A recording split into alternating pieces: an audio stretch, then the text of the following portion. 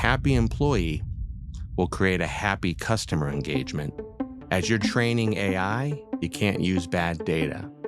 Otherwise, you will get hallucinations. What is one principle that you would hand to any leader who feels like they're under pressure to do AI? Without context, AI is just making a best guess. Welcome back to CEO Behind the Scenes. I'm Lara Necessian, and today we're talking about the foundation of modern business, data you can actually trust, and how that unlocks real AI outcomes. My guest is Marc Potter, CEO at Actian. Under his leadership, Actian has pivoted decisively into data intelligence, including the acquisition and integration of Xenia and a radical simplification of how customers buy and use the platform. Please enjoy. Marc, welcome to the show. Thank you. Glad to be here.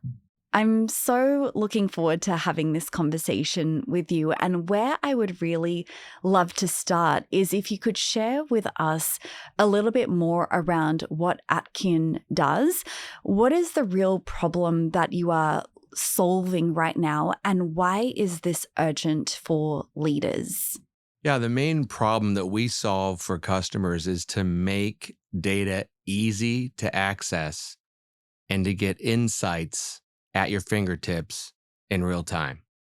This is a really difficult challenge today because of the lack of high quality data to make good decisions. And with AI, this has made the challenge that much more important to solve, where you may have ignored these quality issues in the past and 80% good data might have been good enough. As you're training AI, you can't use bad data. Otherwise, you will get hallucinations. So the problem we solve for all customers in today's world is giving them AI-ready data so they can make decisions they trust. And why do you feel like there is this sense of urgency that leaders should be paying more attention to this issue now? Well, AI has been around a long time, but now it's becoming usable. And because it's becoming usable at scale, there's AI projects everywhere. And to get value from AI, people need to understand how AI uses their data. There's a lack of visibility at the executive level, myself included, really understanding your data in the environment, how it's being used, who's using it, and for what purpose. And with AI and agentic, and that's not people, that's agentic use of the data, it's even harder to understand because the who isn't a person, it's an agent. And a lot of companies say that they are data-driven, but decentralization, as you touched on, it makes it really difficult for people to source accurate data, let alone trust it. I'm curious to know from your perspective, how is data intelligence by design? How is this really the starting point for companies and for integrity of data? Governance by design is an approach that we have been talking to customers about. This is about shifting left when you get the data, the minute it shows up in your organization, to make sure that that data meets your standards for quality, and then manage that throughout the whole environment.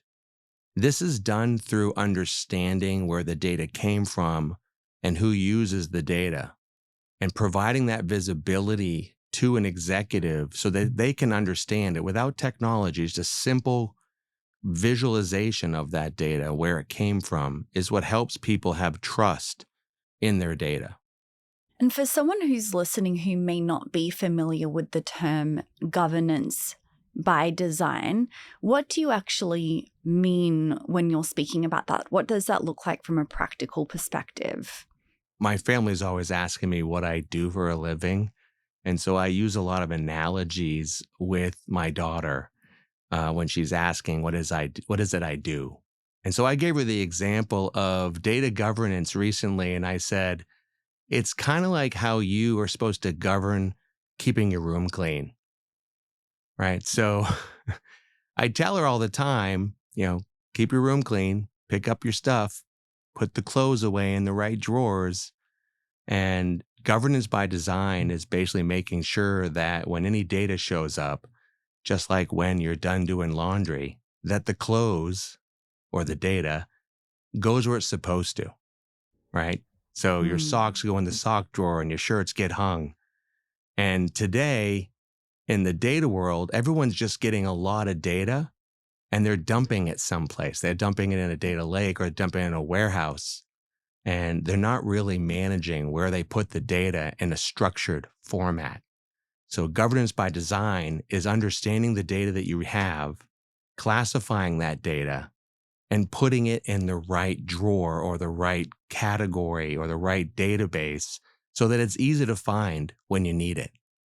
That's such a great analogy. And I think that the way that you speak to that really showcases the importance of having really clean and reliable data, because in particular today, organizations are having to draw from multiple different systems, platforms, tools, and to have something that really centralizes that is key. And I'm wondering, to that point, how have you managed to keep this simple despite the complexities that come up when it comes to having these multiple data sources? What does that look like in terms of how you've been able to really simplify this for companies and customers?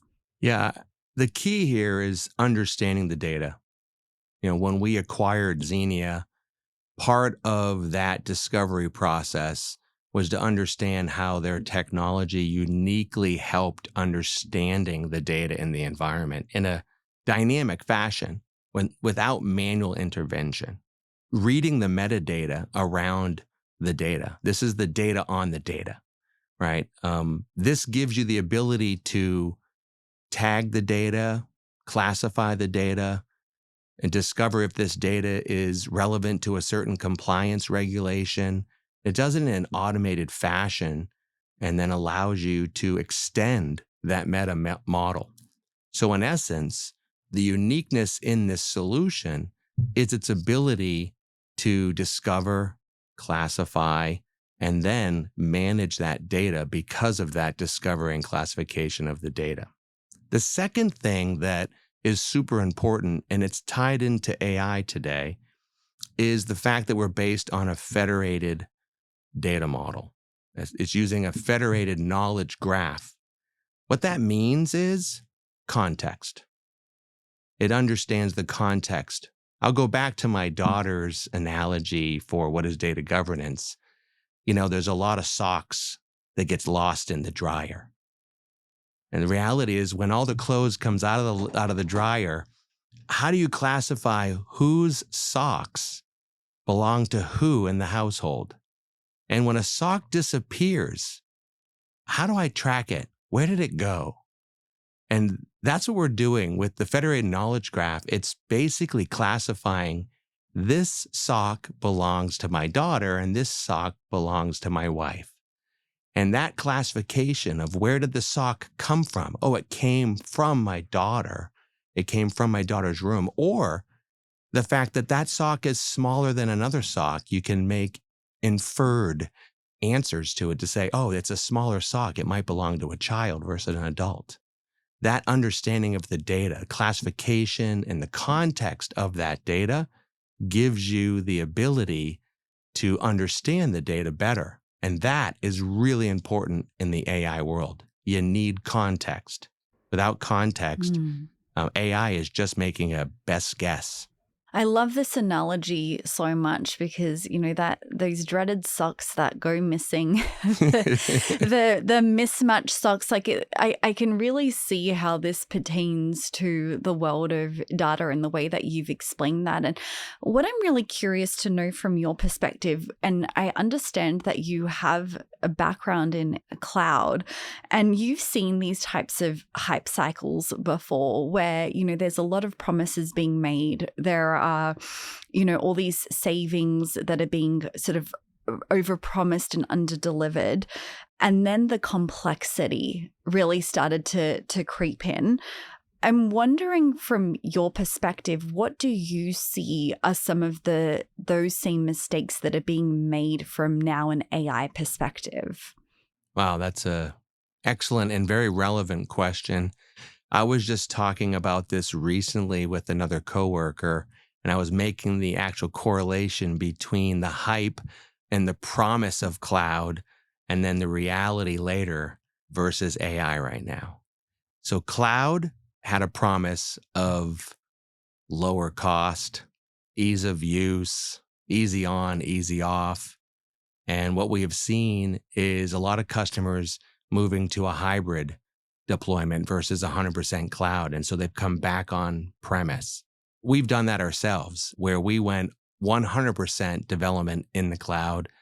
And because cloud costs started to skyrocket and it's hard to predict, and that makes it hard to budget, we actually brought some of this on premise. The areas where it's maybe more iterative in your development effort and hence a lot more usage, we've put it on premise and we use it where appropriate. So what that means is cloud wasn't a replacement of the data center, it was additive. And this is what I see going on right now for conversations with other customers I'm speaking with. And we just had a customer advisory board recently in Athens, Greece. And this was the topic, right? The topic was around AI and how it's it changing your environment and you're changing your way of doing business. And yeah, there's some risk and there's some fears, but there's also a lot of opportunity. But AI is not going to replace people. AI is going to be additive to people. And actually, AI should make an employee's work life balance easier, where they can offload some of the manual, tedious tasks to an automation agent and do things that are a little bit more strategic and fun. So I see right now a lot of promise of AI. I hear a lot of people talking about it reducing costs, reducing staff. And I believe that it's going to be a lot like cloud. It's going to actually be additive and not a replacement of technology, but additive and a complement. And hence, it's going to be an added cost, not a reduction in cost. And how have you helped to shape that perspective and understanding when it comes to speaking to, say, your customers, your team members, people that may have that fear that AI is going to replace, not be an additive? What have been some of the key messages, or how have you been able to really communicate that in a meaningful way where you're able to really bring people along with the journey without the fear? My history in my career has always been to come into an organization and impact change. I'm a transformation leader. So AI right now gets me excited because this is requiring everybody to kind of reevaluate what they do and how they might use AI to do it differently. And there is a group of people or a population within the environment that is afraid of AI. And like most things, just like with cloud early on, I worked at Oracle and people thought, oh, wow, I'm a database administrator.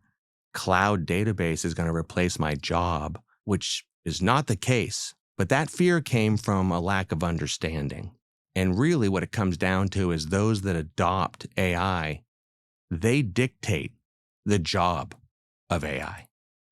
And so AI is something that actually can be a person's work life balance. And if they take control of the purpose of AI and how it relates to their job. We recently did a survey, and I'm a data person, so I like getting data. And there was a theory I had that we're not adopting AI as much as we should be. And I did the survey. I had my CTO do a survey with our engineering team, and that was correct. There's not as many people adopting as I had hoped. So what I'm doing is I'm trying to drive our organization to pivot from being a data-centric culture to having a culture of AI adoption. And to do that, we are educating everybody about it. And I'm trying to create a culture of AI is additive and not a replacement of your job. And so that starts at the top. And that requires me to be a big user and adopter of AI, which I am. And I'm learning every day. And the more I learn about it, the more I see how it can provide me some work life balance as well. And one of the things that you touched on was the importance of not just the change management, but the focus on employees. And you said something interesting around how this could be making employees' lives easier. Why do you believe it's important for leaders to be asking those types of questions and really starting there? Yeah, it's important because at the end of the day, people will not adopt new innovative technology if they fear it. And so if I can demonstrate the use of it, articulate our strategy for it, and then prove that out, then they will adopt the technology because they become believers in it. And if you can find a personal win for somebody, then you make it less about the company and more about the employee. And so for me, that's why it's important to talk about AI and how it provides a personal win to the employee. And I think work life balance is that win. And who doesn't want to have more time with their family and friends? One of the things that I've heard you really speak about is sometimes around the illusion of cost savings as it pertains to, these types of operational efficiencies. How would you suggest that a CEO or leader who is listening to this episode would be able to really avoid some of those illusions around cost savings and actually focus on the efficiencies around some of these concepts, data integration, AI, etc.?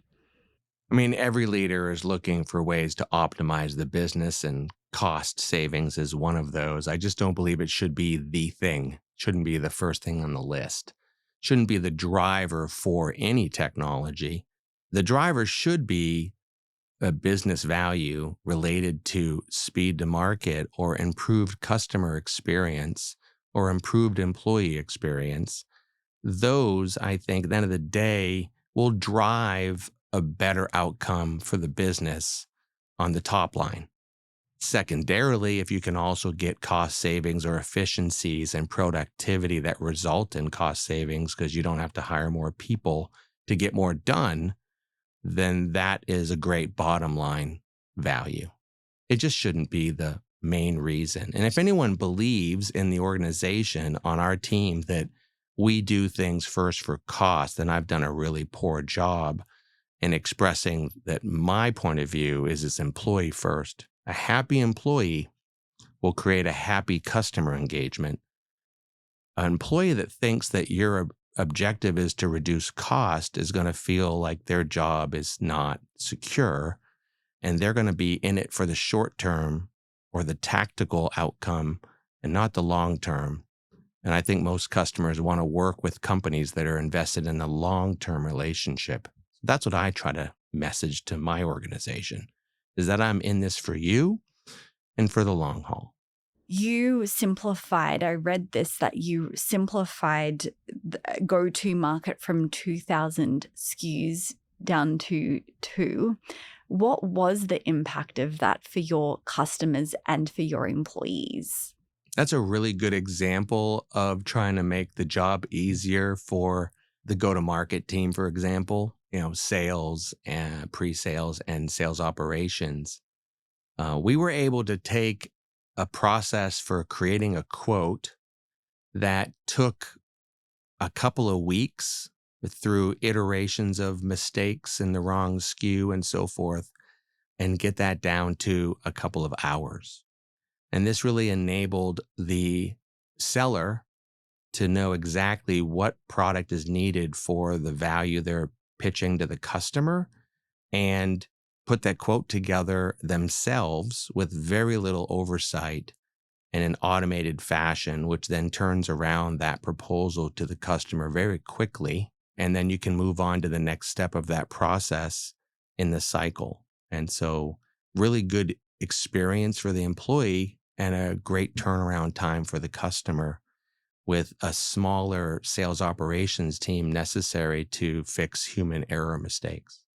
I would love for us to dive into maybe some practical advice and wisdom for leaders who are listening to this. And I wanted to ask you, what is one principle that you would hand to any leader who feels like they're under pressure to do AI this quarter?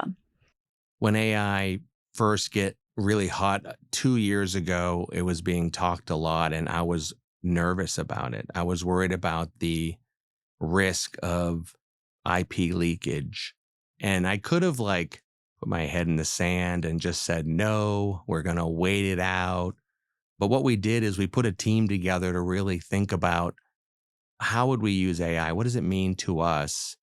And come up with a plan. And I think at the end of the day, whatever you do, don't do it fast, do it smart and get other people involved in the plan. Use a blue ocean approach, right? To get more people involved in the plan, because then you get adoption when you go to execute the plan. And I think this is the best way to do it at a good pace, but smart versus doing it just to do it because everyone else is doing it. So I would say that's the approach I would take. The advice is build a plan. We can't ignore this and bring in some team members, right, to come up with what that plan is and what you expect for output from it. That thoughtfulness and intentionality goes such a long way, because it's not just about doing it for the sake of doing it. It's about doing it for the right reasons with the right focus in place. And so what you're saying is taking the time to actually figure out that plan and that focus will save you a lot of resources that are potentially wasted focusing on the wrong things. 100%. And a lot of people will jump on the hype with some marketecture just to say they're out there doing something. At the end of the day, it'll be quickly exposed that it's just marketing and it's not actually business value. So we took the time to Mm. think about it and build a strategy and come up with some acquisitions and some builds of technology to truly have a well thought out AI strategy internally as well as within our technology for our customers. I think customers appreciate that thoughtfulness, and that's what we noticed at the customer advisory board is the feedback from the customers that attended said they could tell we really took time to think about this strategy and it was well thought of and they saw that as a value as they learned something from the time we spent around thinking about that strategy. That goes such a long way, because I feel like when your customers experience that and see that from you, they know that you care. And I think that that really does something for what we were touching on earlier, building that trust, building that credibility with what we do is we care and this is why it matters. And being able to communicate that from a place of truth and a solid foundation, it's such powerful advice. So thank you for sharing your perspective on that. The other question that I wanted to ask you as another really key takeaway for leaders who are listening to this is that you've said that failure is usually about poor adoption, not missing features. What's your adoption playbook, if you will? You know, if you had like a minute to talk about the importance of adoption and how you would approach that, what would that be? Yeah, so people can adopt stuff fast. We could roll out technology really fast without thinking about it, but then you're learning at your customer's expense. Proper adoption is thoughtful, it has a plan, usually starts out with a very specific use case and a business value driver. And so our view of adoption was to come up with what that plan is for our own internal adoption of AI, for example. And with our customers, we like to think through the use cases and business value that they could use the technology for. And through that thoughtfulness, we're guiding them, right? We're consulting them and helping them with building a strategy together for adoption of the technology. And so I think that adoption comes through collaboration with the customer. And Mark, here at CEO Behind the Scenes, we love to wrap up all of our interviews with the same two signature rapid fire questions. So the first question I have for you is, what is one thing that you've changed your mind about recently and why? Well, I would say I recently changed my mind on AI and how we're going to infuse a culture of AI within our organization. And what that is I think we need to put someone in charge of it as a role. So I think there needs to be a chief AI officer, someone who really owns that initiative across the organization to really be evangelizing for that adoption as a partnership with the different functions of the business. I used to think this is something everybody should own individually in their function and figure it out. And now I feel like this needs to be if it's important enough, there should be someone who owns it. Just like in the days when security was managed at the function level, then there was a CSO who owned security because it's important. I think AI is important and there should be an owner for it. Chief AI Officer. I feel like that's the first time I've heard that concept and I love it. And finally, the question I wanted to ask you is, what is one thing that you've not changed your mind about, a belief that you'd share to help others to lead or live better? Well, what I've not changed my mind about is it's an employee first world. Always put the employee first, and that results in customer satisfaction. And AI should not change that. It should be additive to the employee first culture.